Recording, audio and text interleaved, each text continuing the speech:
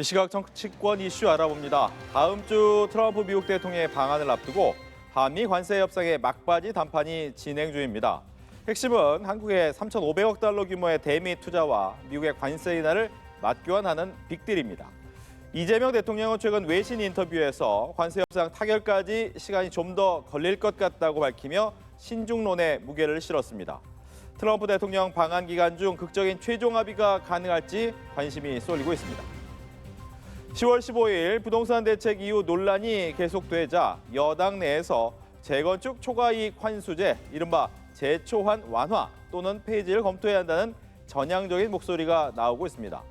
당내에서 공급 확대를 위한 제도 개선으로 설명하지만 시장에서는 재건축 활성화 기대와 함께 집값 상승 우려도 나오고 있습니다. 야당은 이번 정기국회에서 재초환 폐지 법안을 여야 합의로 처리하자고 제안했습니다. 이와 관련한 정치권 이슈에 대해서 이야기 나눠보겠습니다.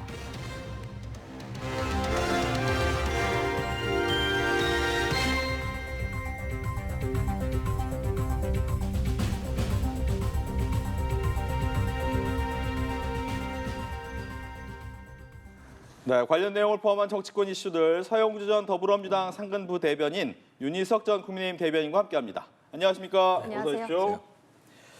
에이펙 정상회의에 대한 관심이 굉장히 높은데 그 와중에 과연 한미 정상회담 그리고 관세 협상이 잘 될 것이냐에 대한 관심이 높습니다.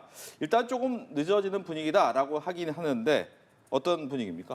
이거 뭐 늦어졌다고 비판했던 분들이 조금은 못쓰게질 수 있는 사안 같아요. 지금 현재 트럼프 쪽에서 요구했던 3,500억 달러에 대한 일시 투자 부분들은 대한민국에서는 도저히 받을 수 없는 상황이었고 그 부분을 받으라고 압박했던 분들이 있었는데 사실상 이재명 대통령이 지난 한미 정상회담 이후에 나름대로 그 자동차 관세율에 대한 25%의 부담을 안고도 버티기, 그리고 버티면서도 수시로 미국의 어떤 실무자들 벌써 물밑 협상을 진행했단 말이에요. 그래서 사실 조금은 트럼프 대통령과 미국 쪽에서는 한국 쪽의 요구를 들어주는 쪽으로 아마 가닥이 잡히지 않았나 싶습니다. 그리고 에이펙에 10월 29일 날 트럼프와 만나게 되면 사실상 어느 정도 조율이 된, 그러니까 미국의 일방적인 요건으로가 아닌 그래도 한국 측의 요구가 많이 받아들여진 상황에서의 관세 협상이 최종 타결되지 않을까, 좀 그런 추측을 해봅니다. 네, 한미 관세 협상은 어떻게 전망하시는지? 네, 우선 이제 시기는 이제 뭐 이렇게 빨리 된다는 볼 수 없게 지나가 버렸기 때문에 그거보다는 이제 결과를 더 중요시 여기는 상황이 됐다고 봅니다. 조금 늦더라도 우리가 원하는 수준으로 합의가 돼야 한다. 여기에 이제 초점이 맞춰지는데요. 내용은 지금 뭐 알 수가 없어요. 3,500억 불이라는 규모에서 그 내용을 어떻게 구성하느냐, 여기에 대한 합의가 아직도 이렇게 좀 결과까지 바라볼 수 있을 만한 수준은 아니다. 이게 대체적인 관측 아니겠습니까?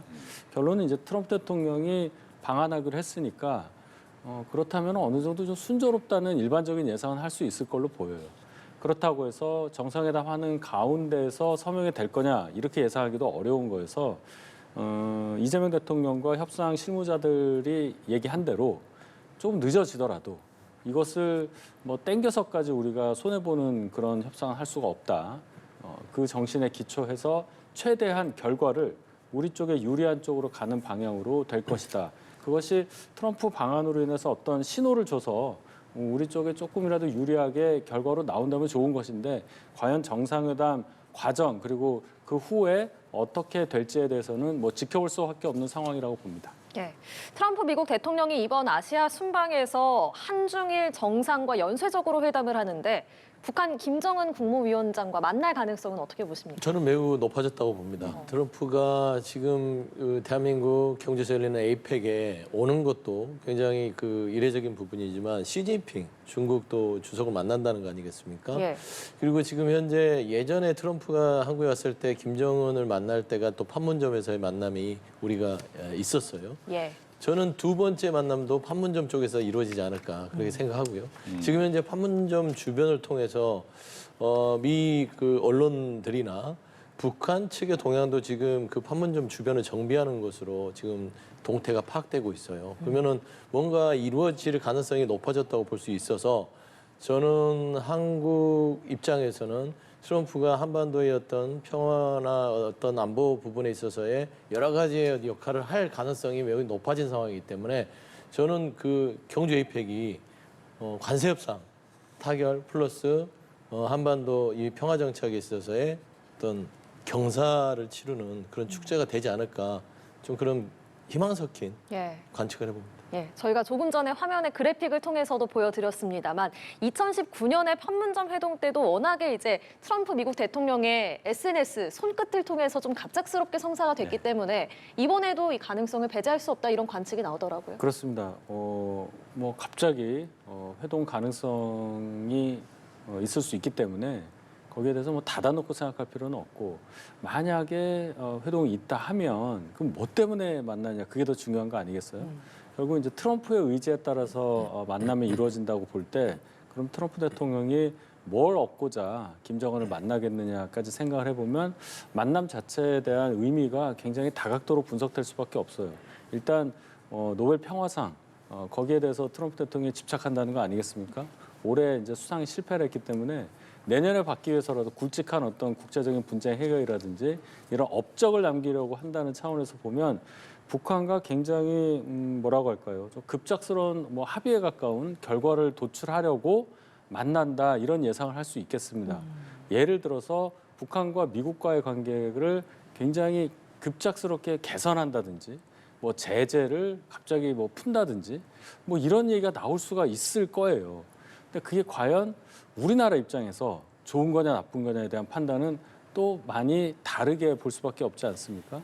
예를 들어서 북미 수교가 있다든지 뭐 거기까지는 가지 않겠지만 그런 분위기로 간다고 할 때는 결과적으로 우리 입장에서 가장 중요하게 생각해야 될 것은 북핵을 인정을 한다. 북한을 핵보유국으로 인정하는 상황에서 뭔가 관계 개선이 이루어진다 이렇게 봐야 되기 때문에 그 점에서는 우리가 굉장히 유의 깊게 봐야 되는 상황이 아닌가 이렇게 봅니다. 네. 이제 부동산 정책 얘기로 넘어가도록 하겠습니다. 정치권에서는 10월 15일 부동산 대책 파장이 계속되고 있는데 국민의힘은 오늘 오세훈 서울시장과 노원구 재개발 현장을 찾았어요. 대책 철회까지 요구하는 겁니까? 그렇죠. 일단 저희 당 소속 15분 서울 시내 이제 구청장분들이 모여서 정부의 이 10월 15일 부동산 대책을 철회하라 이렇게 주장을 했잖아요. 그 이유는 이것이 너무나 급진적이고 그 부작용이 너무나 크기 때문에 일선에 있는 구청장들 입장에서는 이 조치를 철회하는 방법만이 부동산 시장을 어느 정도 안정시킬 수 있는 방법이다 이렇게 판단한 거겠죠. 여러 가지 규제 중에서 서울시 전역을 경기도 12개 지역 포함해서 그 거래 관련해서 허가를 받아야 한다 이렇게 묶어버리니까 거래 자체가 없어져서 거래가 없으니 뭐 가격이 안 오른다 이런 정도는 볼 수 있겠지만 언젠간 풀어야 되지 않겠어요? 이 조치의 시한은 내년 말까지인데 그 중간 이후라도 그럼 이걸 계속 갈 거냐?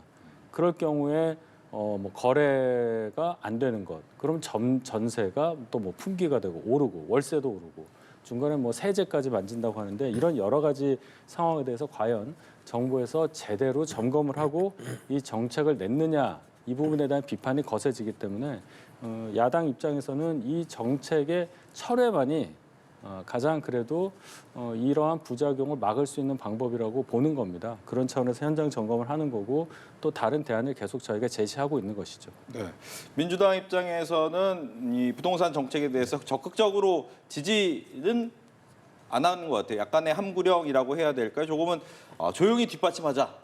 이런 이유는 어디 있습니까? 아무래도 이게 이번에 나온 부동산 대책 자체가 초강수잖아요. 전 지역을 25개를 토제로 묶었고 경기도도 12개이기 때문에 규제를 좋아할 만한 국민이 어디 있습니까? 아, 규제 당했으니까 나는 즐겁다. 이제 집을 살 수 있구나. 그렇게 생각하는 건 상식적이지 않고요. 거기에 대해서 설명을 하다가 이제 설화에 이렇게 휩싸이면서 굉장히 이게 불필요한 오해를 자아냈던 것이기 때문에 아마 항구령을 내렸던 것 같아요. 근데 이제 부동산 정책을 철회하라고 자꾸 그러는데 이 정책이 시작된 지 지금 일주일이 조금 지났습니다. 근데 일주일도 지나지 않는 정책을 철회하라. 그러면 시장 혼란만 더 가중될 거 아니에요? 사실 보면 투기 수요는 잡혔어요. 그러니까 투기라기보다는 제가 좀 구체적으로 얘기하면 집값의 상승폭이 잡혔다. 그래프가 발표된 게 서울 지역만 따지면은 올라가던 상승 곡선이 꺾였습니다. 저는 부동산 대책의 효과는 분명히 나타나고 있다. 다만 이제 그 구체적인 그 실수요자라든지 나름대로 전월세 대책이나 이런 것들이 안 나오기 때문에 불안감이 커요. 그래서 정부가 그냥 이번 대책에 대해서 방어하고 옹호하면서 어떤 설화에 휩싸이지 말고 말씀을 하려면 실수요자들이나 이 부동산 규제로 해서 불안한 어떤 국민들에게 대책을 좀 구체적으로 내놨으면 좋겠어요. 불필요한 얘기 할 거 없지 않습니까? 그래서 저는 사실 이런 이 부동산 대책을 정쟁으로 끌고 가기보다는 일단은 실제적으로 국민들이 불안해하고 불편해하는 부분들을 좀 채워나가는 그런 방안들을 좀 같이 정치권이 고민했으면 좋겠고 여당도 야당의 합리적인 비판 이런 부분이 시장에서 이 대책 자체가 불합리하게 작동한다. 그런 거는 잘 들어서 그걸 또 메꾸는 작업들. 저는 이렇게 조금 생산적인 그 부동산 정책에 대한 서로 간의 어떤 비판의 모습이면 좋겠는데 그냥 무작정 실패한다. 실패할 것이고 실패하고 있다 하면서 철회해라. 하는 것은 조금은 정쟁의 요지가 너무 많이 들어갔다. 좀 그렇게 좀 보고 있습니다. 네. 말씀하신 그 설화 논란에 휩싸였던 이상경 국토부 1차관이 어제 자신의 발언과 그 갭투기 논란에 대해서 유튜브를 통해 사과를 했습니다만 좀 파장은 계속되고 있습니다. 부족할 거예요. 네. 사실상 국토부 1차관이면 부동산 정책의 실무 아주 그 책임자고 국민들이 생각이 이거죠. 당신이 실무 책임을 했는데 당신은 보니까 집도 수십억 채 있고 두 채나 있고 갭 투자로 산 것 같고 그러면 당신은 그렇게 다 챙길 거 집도 챙기고 이득도 챙겨놓고 왜 우리에게는 그걸 못하게 하느냐 이런 어떤 감정적인 불만이 충분히 있을 거라고 보는데 또 말씀을 본인이 그 여러 가지 원론적인 건 맞으나 국민들 듣기에는 굉장히 화가 나죠. 집값 떨어지면 살아? 지금 속 편한 소리 하냐? 뭐 보통 염장 지른다고 하는데 그런 부분에 있어서는 사실 차관 자리에서 물러나도 부족하지 않을 만큼의 좀 잘못된 발언이다. 하지만 지금 부동산 정책이 시행되는 와중에 실무 차관을 경질을 하거나 사퇴를 시키면 정책 자체가 흔들립니다. 그래서 저는 사실상 조금 더 차관께서 국민들이 이해할 수 있는 만큼의 그 행동을 보여주면서 계속해서 진정어린 사과를 하셔야 될 것이라고 봅니다. 야권에서는 자진 사퇴를 촉구하고 있는데 윤희석 전 대변인께서는 어제 사과 어떻게 보셨습니까? 일단 주무부처의 장관도 아니고 차관이 저렇게 국민을 향해서 사과하는 모습을 본 적이 있느냐. 제 말씀은 적어도 이런 정도 파급력을 끼칠 만한 정책을 쭉 끌고 나가는 데 있어서는 장관이 중심이 돼서 해야 하는데 이재명 정부에서는 어떻게 차관이 저렇게 나서서 하다가 설화를 일으켜서 사과까지 하는 모습을 보였느냐. 이전부터 저는 짚고 넘어가야 한다고 생각하고 사과의 내용도 대단히 빈약했지만요. 사과 여부를 떠나서 이분이 과연 국토부 1차관으로서 정책을 그러면 주도적으로 끌고 나갈 수 있는 상황이 지금 되느냐. 이 점을 봐야 한다고 봅니다. 직에서 물러나라는 것이 국민적 공분을 샀으니까 책임지고 물러나라 이런 얘기도 되겠지만은 이 정도 문제를 일으킨 분이 과연 국토부 내에서 국토부에 계신 분들과 같이 일을 할 수 있겠느냐. 조직 내에서 신망도 봐야 할 거고요. 또 이분이 추진한다고 전 국민들이 다 아는데 과연 이 정책 효과가 국민들로부터 나올 수 있겠느냐. 이 점까지 봐야 되잖아요. 이 일을 제대로 처리한다는 차원에서도 이상경 차관으로는 제가 볼 때는 정책 효과를 도저히 발휘할 수가 없을 거다. 이런 상황이 되기 때문에 스스로 물러나고 다른 분이 이 자리에서 다른 어떤 방향으로 정책을 추진하는 것이 낫지 않느냐. 그런 차원에서 사퇴 필요성이 높아진다고 저는 봅니다. 네. 뭐 현재 이 와중에 민주당에서 나온 얘기는 재건축 초과이익 환수제 완화 또는 폐지 부분이 되겠습니다. 그런데 이 부분이 나오자마자 국민의힘은 바로 올해 이번 정기국회에서 폐지로 처리하겠다라고 얘기를 했습니다. 이유가 뭡니까? 맞는 방향이기 때문입니다. 지금 정부에서 10월 15일 날 내놓은 대책, 그 이전에 두 번의 정책 중에서 공급 중심으로 간다는 것이 그렇게 느껴지지가 않아요. 이재명 대통령이 대통령 되시기 전에 유세에서 분명히 수요를 억제하지 않고 공급으로 해결하겠다. 세금으로 막지 않겠다. 이런 말씀을 하셨는데 불과 몇 달 사이에 뭐가 변했는지 완전히 그때와는 다른 반대 방향으로의 정책을 지금 하고 있습니다.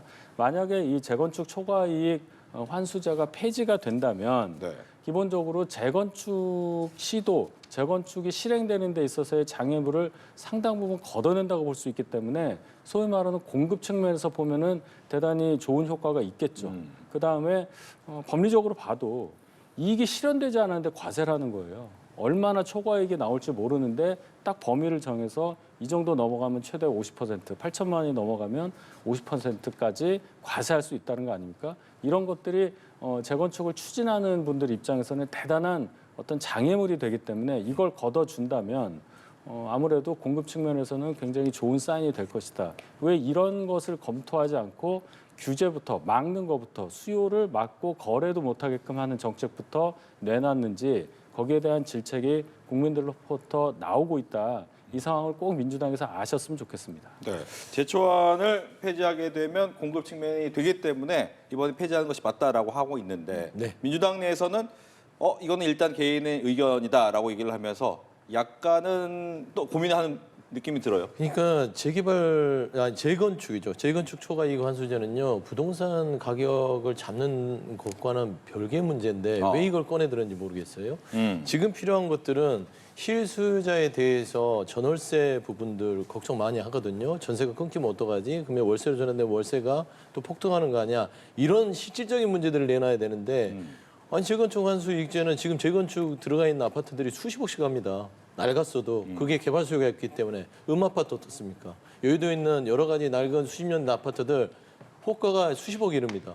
그분들 환수 이익을 보장해 주면은 뭐 집값을 잡을 수 있나요? 수요에 어떤 지대한 영향이 있나요? 저는 이런 부분에 있어서는 민주당이 또 뭐 제초안을 가지고 이거를 국민들의 좀 화난 민심을 달랜다고 하는데 좀 번지수가 틀렸어요. 아하. 사실 서민들이 가장 살고 싶어하는 아파트 그러면 그 가격대가 어느 정도 되는지를 파악을 해서 평균 5억에서 9억 사이에서 젊은이들이라든지 서민들이 그 어느 정도 대출을 받아서 살려고 지금 계속해서 몇 년 동안 그 재테크를 하고 왔지 않습니까? 네.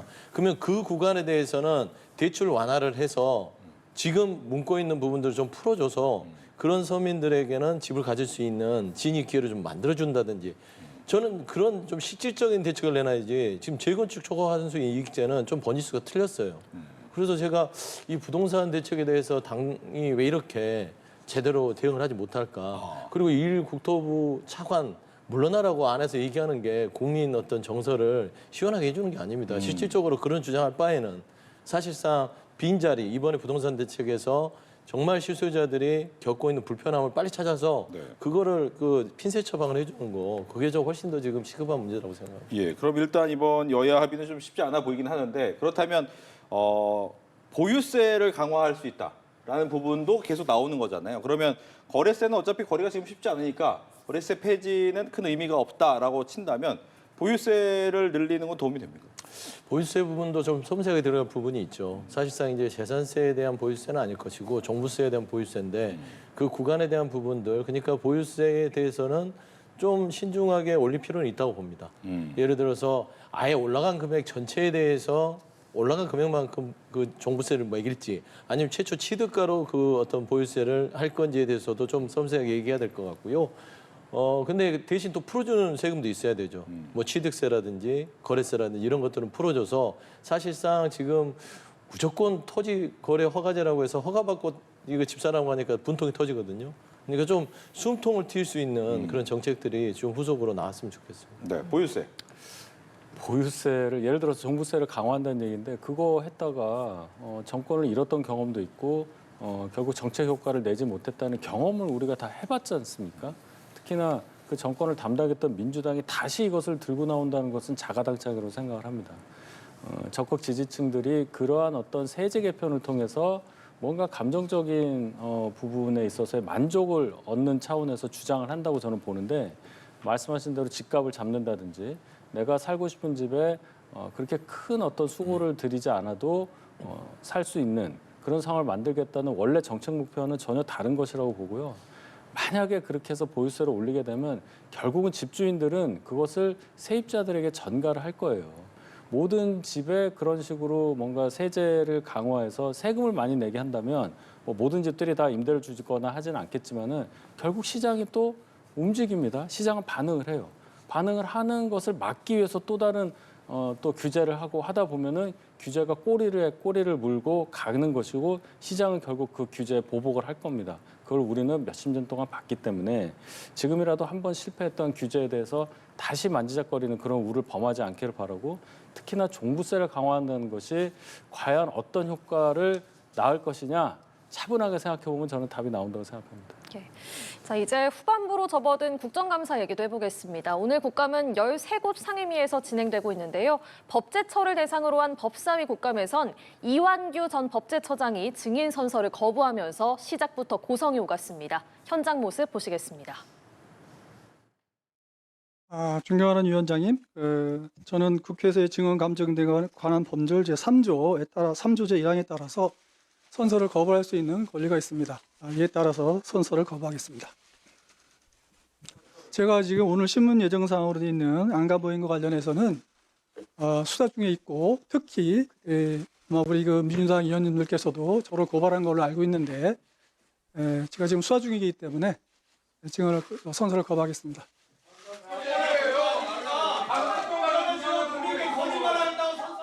증인이 정당한 이유 없이 증언을 거부할 때는 3년 이하의 징역 또는 1천만 원 이하의 벌금에 1천만 원 이상 3천만 원 이하의 벌금에 처하도록 돼 있고요.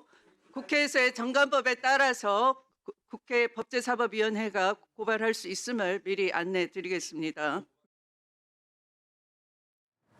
네, 이완규 전 법제처장 12.3 비상계엄 이후에 안가 모임에 참석을 했는데 관련 수사를 받고 있다는 이유로 증인 선서를 거부했고요. 이에 국민의힘은 이게 합당한 어떤 권리다, 증인 선서 거부권을 갖는다 이렇게 충돌을 했습니다. 민주당에서는 어떻게 보십니까? 일단 뭐 선서를 거부할 수 있는 권리는 있는 것이죠. 근거를 대면은 뭐 이제 수사 중이거나 본인이 그 거부에 대한 강한 의사가 있으면 그걸 강제할 방법은 없는 거예요. 다만 이제 이완규 전 법제처장이 내란과 관련된 여러 가지 본인이 얘기를 해야 되는데 증인 선서를 거부한다는 건 증인 선서를 해버리면 선서하는 즉시 이제 본인의 말에 진실에 따라서 위증죄가 적용이 될 수 있습니다. 그래서 저는 그런 거를 봤을 때 상식적으로 떳떳하다면 왜 증인 선서를 하지 않지? 라고 생각할 수 있는데 저는 저런 부분들은요. 결국에 이완규 전 법제처장은 사실 재판을 통해서 본인의 죄의 유무가 가려질 것이기 때문에 이 부분에 대해서는 그렇게 뭐 공방을 심하게 나눌 필요는 없었던 장면이 아닌가 싶습니다. 예. 어쨌든 이 증인 선서 거부가 합당하냐로 여야가 충돌을 하는 모습이었어요. 그거는 논리적이지가 않죠. 법 규정에 있지 않습니까? 선서를 안 할 권리가 있어요. 그 얘기는 선서를 강제할 수 없다는 얘기고 만약에 선서를 강제할 수 있다면 선서라는 과정을 거치지 않을 거예요. 그냥 나오는 순간 선서한 거나 마찬가지니까요. 근데 증인이 나와서 선서를 안 하겠다는 것은 내가 앞으로 여기 와서 어떤 질문에 대해서도 내가 내 양심에 따라서 답변을 안 하겠다는 의사표시를 봐야 되는데 추미애 위원장 지금 뭐라고 하고 있습니까? 경고한다고 그랬어요. 경고. 이게 경고할 사항입니까? 규정에 있고 권리가 있는데 권리 행사를 하는데 경고를 한다. 권리 행사를 막으면서 경고를 하겠다고 하는 것이 과연 육선의 법조인 출신 법사위원장이 하실 말씀인지 다시 한번 되돌아보시길 바랍니다. 네, 끝으로 여론조사만 간단하게 보겠습니다. 대통령 직무평가 잘하고 있다 56%, 잘못하고 있다 33%. 대통령 지지율 전주보다 2%포인트가 상승을 했습니다. 부동산 대책 이후에도 상승하는 모습인데 여기에 대한 해석을 좀 듣겠습니다. 그래서 이재명 대통령의 이 상승 요인 자체는 아마 이번에 11호 부동산 대책에 폭락할 거라고 했던 거에 굉장히 반전을 보인 저는 여론조사 추이인데 사실 부동산 대책이 국민들이 굉장히 좀 거부감이 들 수 있는 규제 책임에도 불구하고 이재명 대통령의 경제와 민생 부분에서는 굉장히 높은 어떤 평가를 받았습니다.